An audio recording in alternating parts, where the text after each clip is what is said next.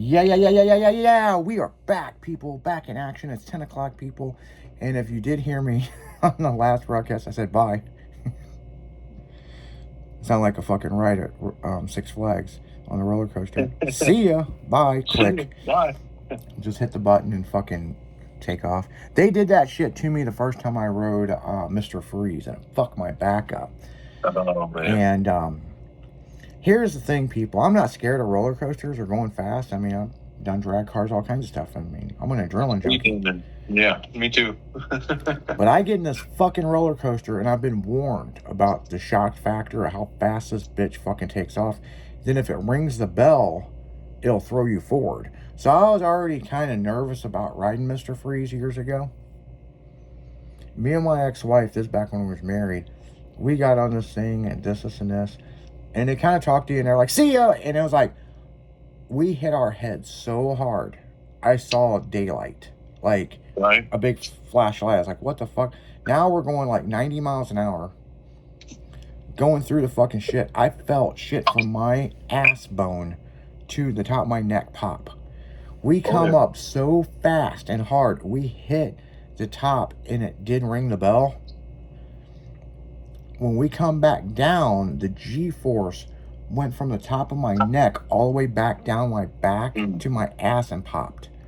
When we got off there, we couldn't walk right. Oh, wow. And you gotta remember, man, we were like in our late 20s. Right. I mean, you know, we were in good shape, man. I remember her throwing up, and I almost threw up. And I've never seen my ex-wife fucking throw up like that. Because she just never threw up. And we actually had to go find a bench to sit down for a while because it had fucked us up that bad. And we were right outside Mr. Freeze, and we could hear other people complaining. And it was just the staff doing that. So for years and years and years, I'd ride everything else but that. And then in 2020, in 21, me and Michelle started dating. And at the very end of Fright Fest, they're getting ready to close the park. The line for Mr. Freeze, there was hardly nobody in it. And she looked at me and she goes, what do you think? And I was like, I don't know. I go, have you ever rode it? And she goes, no. She goes, I'm scared to. And I'm like, well, I told you a story what happened to me. And she goes, well, what's on your mind? I go, well, there's nobody in fucking line. And it's like a fucking quarter-mile fucking zigzag back and forth, right? Mm-hmm. We went all the way up there and we rode that motherfucker. And they didn't do what those people did before. It was done the way that they're supposed to launch it, you know? Nice. And where they say what they're saying and then blah, blah, blah, blah, blah. And then you know what's coming, you know what I'm saying?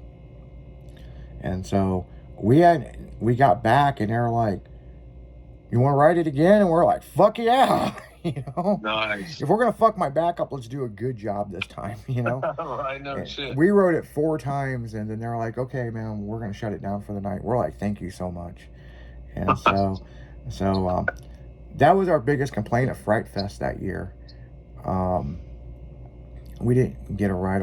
Matter of fact, yeah, that was in 21. Because we were in line at Johnny Rockets to get fucking food for 2 hours. Oh, wow. And we should have fucking ate before we went. In 2020, I took my kids, and it's when they did Hollow Fest. And they were like, hi, I'm Scary Boo. And handed me a balloon. And I'm like, are you fucking serious? And you gotta remember, we're going through COVID and all that same shit too, man. I'm like, is this how the world's gonna be nowadays? Right. Then you have motherfuckers like, I'm gonna move to Canada. Bitch, move to Canada. You'll be back in a week and a half bitching on how cold it is. All right, bye. Have fun. I think it's funny motherfuckers are trying to escape Mexico and come here and we're trying to go there. Right. You know, think about it. Fucking, how much they charge for medicine and shit in this country, and then you go to Mexico and it's like $20. Right. Well, what kills me is the motherfuckers that flee their countries to come here, but then want to, support their country with their flags and all that shit. It's like, well, if you're so proud of it, why don't you go back? Well, why'd you leave in the first place? Because of persecution. Yeah. We were all immigrants in this country. All of our forefathers were. Exactly. But that's the biggest thing that I don't understand, man. We're the first people to want to get into a war with a country that we have really nothing to do with. Yep. But if it has to do with fucking oil or a natural resource, man, we got to be on top of that. All over it, yeah. You know, it's like, fuck, man. That's the reason why I always say this, and I've heard people call me a commie and all kinds of shit. North Korea's probably got it figured out. They want to be left the fuck alone. Yep. Then they're like, well, they're a communist country. You know, they're starving their people. Well, how do we know? They're not allowed in there with cameras. All right. You know? They want to be left the fuck alone. They don't want to be in the United Nations. So I gotta click out of this thing. I'm looking at these two girls eating these power bars, and they just like repeat the commercial over and over and over. I'm like, okay, I've done seen this about 80 times in 2 minutes. Bite into a power bar. Man, when you first started saying that, I thought you were going a completely different way at first. I was like, whoa. What'd you think I was gonna say?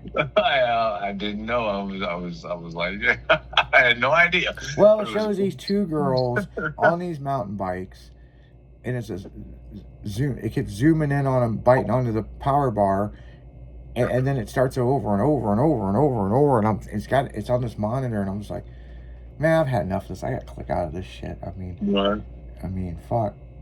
I've seen this bitch bite this power bar like fucking 90 something times in 2 minutes. You know, I'm like, I am done.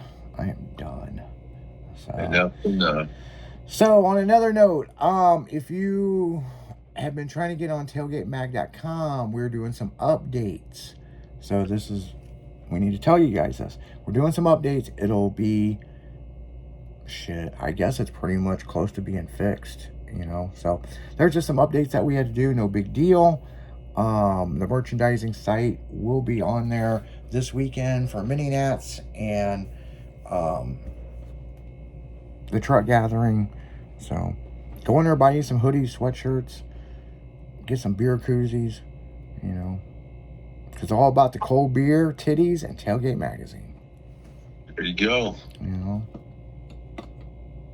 I've heard other people was like, well, did you hear about Mini? Yeah, I know about Mini Trucking Magazine and Damien, and I think that's I think it's great that he's got it.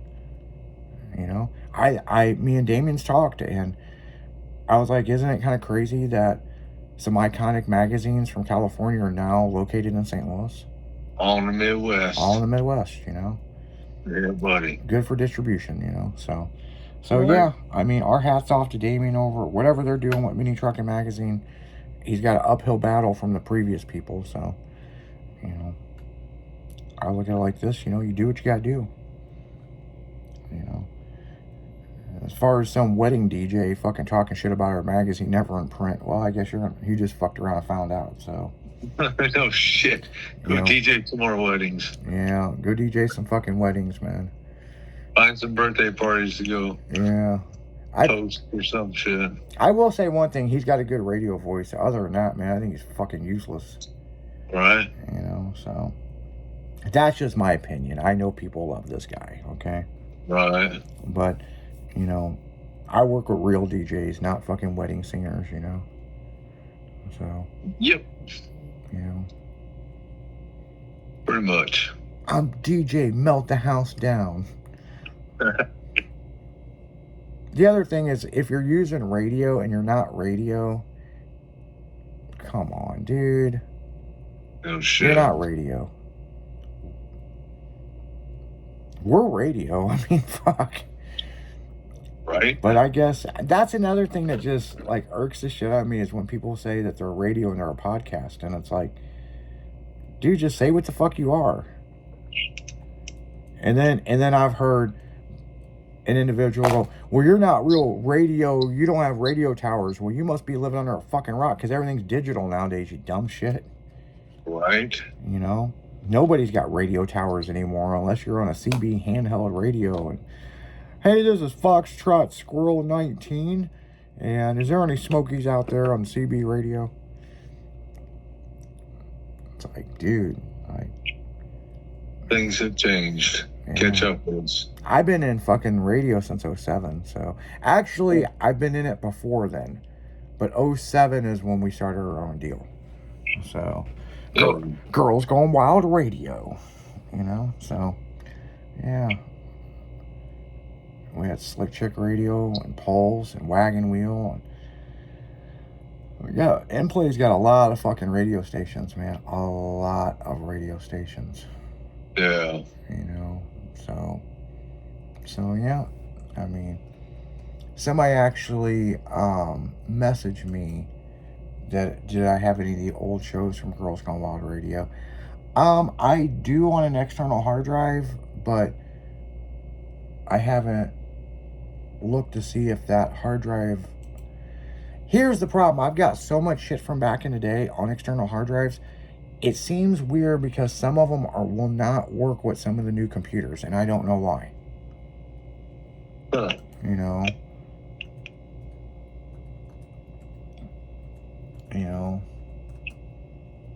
So I don't know.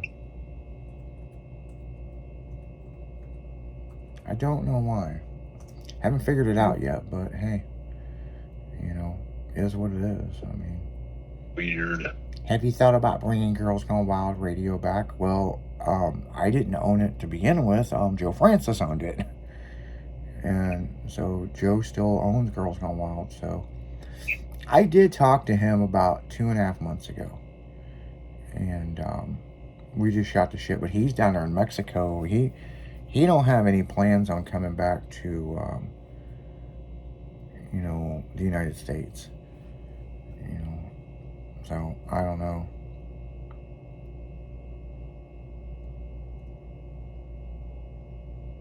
So I don't know. I mean, hey, it is what it is. It is what it is, people. So yeah. But on that note, guys, we're going to go right back into music. You're listening to 96.1, Styling. We've been styling since the 90s, and you fucking know this. On a Tailgate Tuesday. We'll be right back after this.